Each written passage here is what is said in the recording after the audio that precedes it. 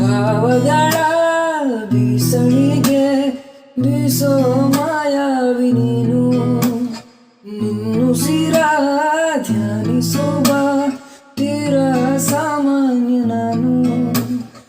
ಆಕಾಶದಲ್ಲಿ ನೀ ದೀಪವಾದೆ, ಇರುಳಾಗಿ ನಾನು ನಿನಗಾಗಿ ಕಾದೆ. ಈ ಮೌನಕ್ಕೀಗ ಮಾಧುರ್ಯವಾದೆ, ಹೊರತಾಗಿ ನಿನ್ನ ನಾ ಖಾಲಿಯಾದೆ.